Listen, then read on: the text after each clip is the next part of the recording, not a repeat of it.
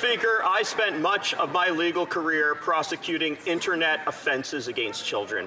This included possession of child sexual abuse material. Let's be clear, victims often serve a psychological life sentence. Last week, the Supreme Court of Canada struck down the mandatory 1 year in jail for possession of child sexual abuse and exploitation material. The minister said today that he won't use the notwithstanding clause on this ruling. So the question is this: why are the rights of victims second and the rights of sex offenders first? The Honourable Secretary of State for Combating Crime. Mr. Speaker, through actions, we are standing up for victims of crime. Plain and simple, Mr. Speaker, child abusers should face the toughest penalties under Canadian law. That's why we introduced C4. No. These are obviously important issues, and therefore we deserve important debate. So the Secretary of State, from the top. Thank you, Mr. Speaker.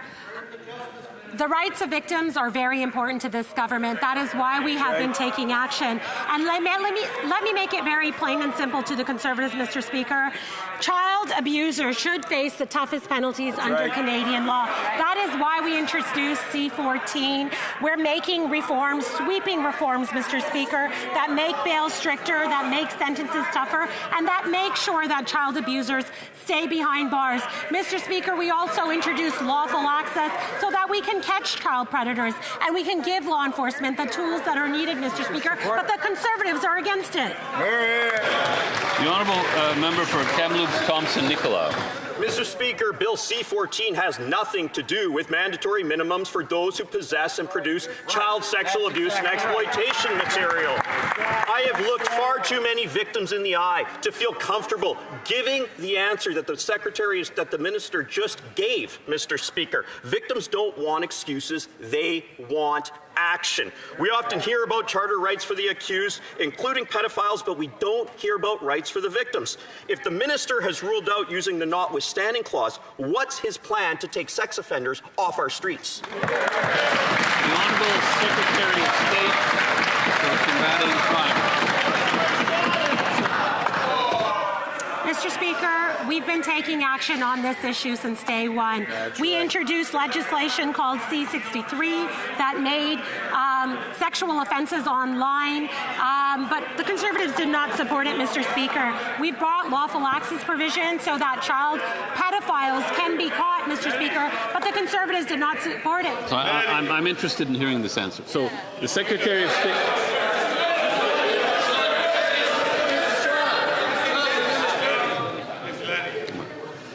Secretary of State may continue. Mr. Speaker, child abusers are amongst the most reprehensible in our society. That is why we've taken many measures like C-63, like C-14, and like lawful access provisions so that they can be caught in the first place, Mr. Speaker. We're also going to be bringing forward new